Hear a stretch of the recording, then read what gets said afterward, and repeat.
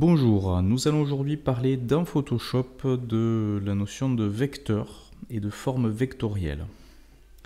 Alors vous allez me dire quel est l'intérêt d'utiliser du vecteur, du vectoriel dans Photoshop alors qu'on a vu qu'il existait Illustrator qui est dédié à l'utilisation du mode vectoriel. D'autant plus qu'on a la possibilité de faire des copier-coller d'objets d'Illustrator vers Photoshop, c'est ce qu'on verra tout à l'heure. Ben, effectivement, je vous répondrai oui, pourquoi. D'autant plus que la gestion du vecteur dans Photoshop est quand même beaucoup moins souple que ce qu'elle est dans Illustrator. Après, je suppose que tout le monde n'investit pas forcément dans une licence Photoshop et Illustrator, donc c'est peut-être pour ça qu'ils l'ont intégré aussi nativement dans Photoshop. Alors en tout cas, on va créer un nouveau document, fichier nouveau. Bon, peu importe les dimensions. Et on va tester un petit peu tout ça. Alors, remarquez, hein, j'ai donc déjà un calque qui est présent, qui correspond à mon arrière-plan entre guillemets. Alors là, c'est pas un arrière-plan, il est nommé calque parce que j'ai demandé un fond transparent et qu'un arrière-plan est obligatoirement rempli par une couleur unie. Et donc, on va travailler ces formes vectorielles. Alors, les outils vectoriels, vous les avez à partir d'ici, donc sous l'outil texte. Alors, vous avez les outils sélection de tracé, sélection directe, qui sont les équivalents de outils de sélection et outils de sélection directe d'Illustrator, c'est les mêmes. Donc, la flèche noire permet de sélectionner toute une forme, tandis que la flèche blanche vous permettra d'isoler un ou plusieurs points d'une forme pour travailler spécifiquement sur ces points-là. Et voir remanier les tangentes, les courbes aussi d'un point. Et à côté, vous avez les formes vectorielles, comme dans Illustrator. Bon, on n'a pas l'étoile par contre, mais on a un outil qui s'appelle forme personnalisée, qui nous permettra d'aller chercher en partie supérieure des formes vectorielles d'une bibliothèque de formes. Et vous avez ensuite l'outil plume qui peut être utilisé pour créer du vecteur si vous l'utilisez en partie supérieure, non pas en mode tracé mais en mode forme. On va commencer par les formes vectorielles, on va prendre l'outil rectangle. Alors, vous voyez que quand on l'active en partie supérieure, on a les paramétrages de cet outil qui apparaissent. Et qu'est-ce qu'on va trouver à ce niveau-là pour une forme vectorielle? Comme dans Illustrator, la couleur de fond. Alors ça peut être couleur unie, dégradé de couleur ou remplissage motif. Voilà, et là vous avez accès à votre liste de motifs. Et vous avez également donc le contour avec la couleur de contour et à côté l'épaisseur du contour et à côté le style du contour. C'est assez proche de ce qu'on a dans Illustrator, hein. Avec l'alignement du contour, est-ce qu'il est au centre, à l'intérieur, au centre ou à l'extérieur de l'objet. Les extrémités arrondies ou pas arrondies, les angles aussi biseautés ou arrondis. Donc on est sur quelque chose d'assez similaire. Un peu moins d'options malgré tout que dans Illustrator. Voilà, je ne mets pas de contour, j'ai un fond uni et je vais tracer mon rectangle. Et dans la mesure où vous avez tracé votre rectangle, vous avez la palette propriétés qui apparaît qui vous permet de remanier la forme sélectionnée en cours. Vous pouvez par exemple gérer les arrondis au niveau de cette forme vectorielle. Alors de base, les arrondis s'appliquent à tous les côtés parce qu'on a le petit maillon qui est coché, hein. On peut le décocher et gérer des arrondis spécifiques à chaque côté sans aucun problème. Vous voyez. Bon, on peut redimensionner, on peut modifier la couleur de remplissage, de contour, etc. Et ce qu'on verra après ici, l'équivalent du Pathfinder d'Illustrator, même si c'est un peu moins souple. Donc ensuite, qu'est-ce que je vais faire? Je vais prendre l'outil ellipse et je vais tracer une ellipse. Et regardez, cette ellipse, elle se trace, elle se met sur un calque différent. C'est-à-dire qu'à chaque fois que vous tracez une forme dans Photoshop, elle va se positionner sur ce qu'on appelle un calque de forme différent. ce qui à la base est plutôt une bonne chose, hein. C'est un peu comme dans Illustrator, chaque objet se trouve sur une espèce de sous-calque différent. Après le problème c'est que contrairement à ce qu'on a dans Illustrator, là je peux pas prendre mes deux formes et dire j'en fais une soustraction en réalité. Vous voyez là, si je fais soustraction ici, c'est-à-dire qu'il me permute le remplissage et le pas remplissage en fait, il m'intervertit les remplissages. Donc, vous voyez que ça marche pas de la même manière. Alors, si vous voulez tracer une ellipse, mais en la soustrayant au rectangle arrondi qu'on a créé ici, vous prenez donc l'outil ellipse et en partie supérieure, dans les paramétrages de l'outil, vous allez à ce niveau-là ici choisir un autre mode que le mode nouveau calque. Par défaut, c'est nouveau calque, ça veut dire que la forme se crée sur un calque de forme différent.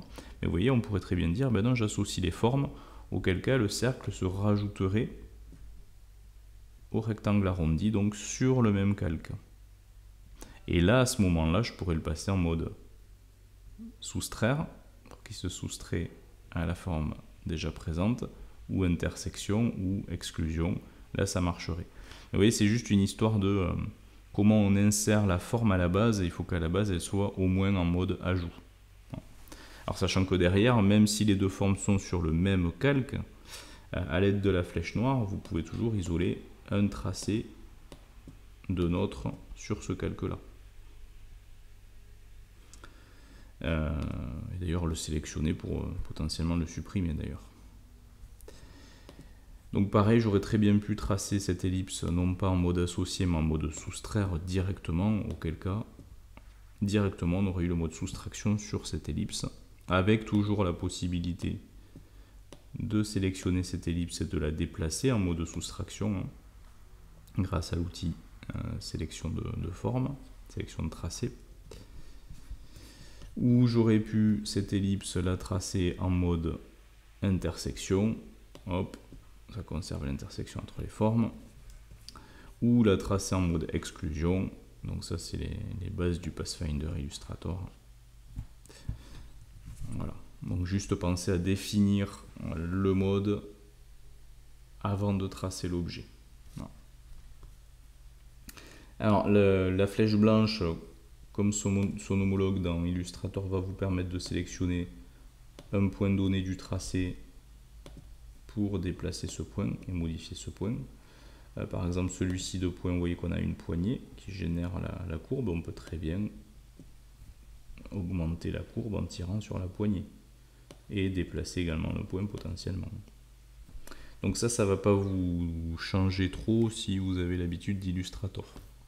Voilà, sélection directe qui est ici. La plume, c'est un peu le même principe, hein. Outil plume, attention, pensez bien à le passer en mode forme et pas tracé, hein. Donc toujours la gestion du fond, du contour et du type de contour. Et c'est la gestion de la plume dans Photoshop, hein. Donc voilà, on maintient le clic pour tracer des courbes et il faut revenir sur le point d'ancrage d'origine. Et encore une fois, la forme se crée sur un nouveau calque parce que j'étais ici en mode nouveau calque pour mon outil plume. J'aurais été en mode associer les formes, la forme que je traçais maintenant se serait mise sur le calque déjà existant. Alors admettons, voilà, j'ai cette forme là vectorielle. Si je souhaite maintenant changer son remplissage et passer en remplissage dégradé, donc vous avez soit la possibilité de sélectionner à l'aide de l'outil sélection de tracé votre forme de ce calque, et après vous repassez par fond, vous passez en dégradé, vous appliquez un dégradé type que derrière vous pouvez personnaliser en double cliquant sur les étapes de couleur. C'est une première solution. Vous voyez que le remplissage se fait. Vous avez ici l'orientation du dégradé. Bon voilà, c'est une première solution. L'autre solution, rappelez-vous-en, c'est d'appliquer au calque directement de rectangle l'effet d'incrustation en dégradé. C'est tout à fait possible. Donc à ce moment-là, c'est un effet qui s'applique au-dessus de la forme. La solution d'utiliser l'outil dégradé là ne marche pas. Vous voyez, je ne peux pas l'utiliser, l'outil dégradé, il me met un sens interdit tout simplement parce que cet outil-là fonctionne en mode pixel et que là je suis sur un calque vectoriel.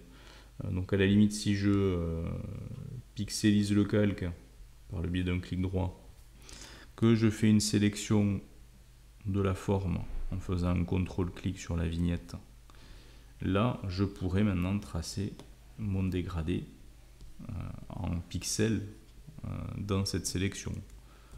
Mais bon, c'est déjà assez contraignant et puis ça veut dire qu'on pixelise le calque de forme, donc on ne peut plus derrière manipuler la forme en question avec flèche blanche ou en rajoutant de nouvelles formes en mode ajout, soustraire, exclusion, etc. C'est pas possible.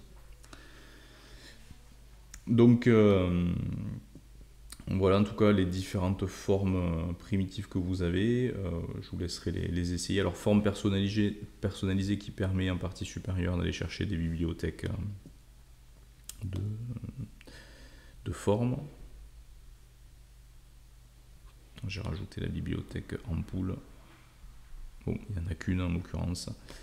Mais vous tracez à ce moment-là une forme vectorielle. Un objet en fait vectoriel. Et toujours sous forme de calque de forme. Alors, plus simple maintenant, c'est plutôt que de tracer du vecteur dans Photoshop, le faire dans Illustrator et ensuite récupérer ce qui a été fait dans Illustrator sur Photoshop. Alors c'est pas compliqué du tout, on va faire un petit essai.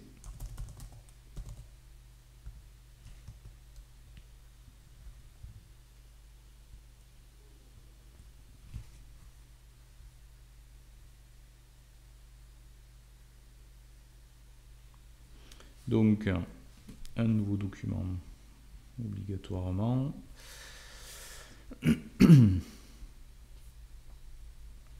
Bon ben allez hein. On va faire une cacahuète.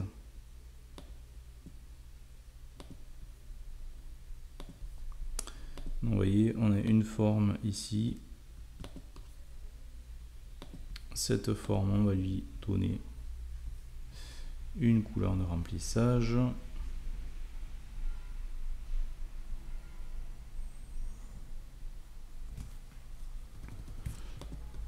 Si vous voulez la récupérer dans Photoshop, vous la sélectionnez, vous faites un copier, donc CTRL-C ou édition copier. Vous basculez dans Photoshop et vous collez, édition coller ou CTRL-V.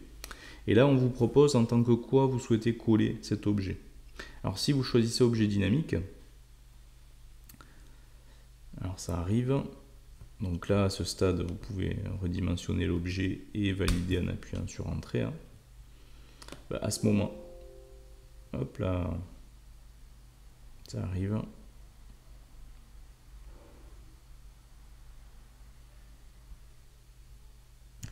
Alors attendez, hop. Je ne vais pas ajouter à la bibliothèque, voilà. Ben à ce moment-là, vous avez un calque d'objet dynamique. Hein. C'est comme quand vous faites fichier importer pour importer quelque chose dans Photoshop.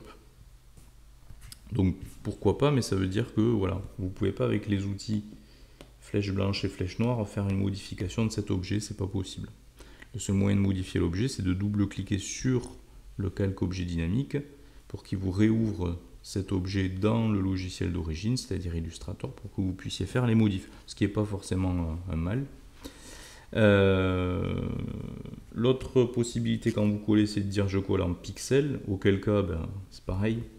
Derrière, vous n'avez pas de modif possible du vecteur. Par contre, vous pouvez par le biais des outils de sélection faire des modifications en mode pixel. Hein. Vous pouvez aussi coller en tant que tracé Photoshop, auquel cas vous avez le tracé qui correspond mais sans remplissage ou contour. Un tracé. Et le dernier mode, sous forme de calque de forme, comme si réellement la forme avait été tracée dans Photoshop. Mais auquel cas, ben, on perd par contre la notion, vous voyez, de contour et de couleur de remplissage d'origine de la forme. Il faut tout refaire entre guillemets dans Photoshop. Et l'épaisseur de contour, etc. La couleur de remplissage. Mais effectivement, ça vous permet donc d'avoir quelque chose de dynamique dans Photoshop aussi. Peut-être un bon compromis. Donc voilà, tout bêtement, pour ce qui est des formes vectorielles dans Photoshop. Alors regardez bien, si je zoome, hein, ce sont des formes vectorielles, mais avec un rendu pixel, puisque le rendu Photoshop ne marche qu'en pixel.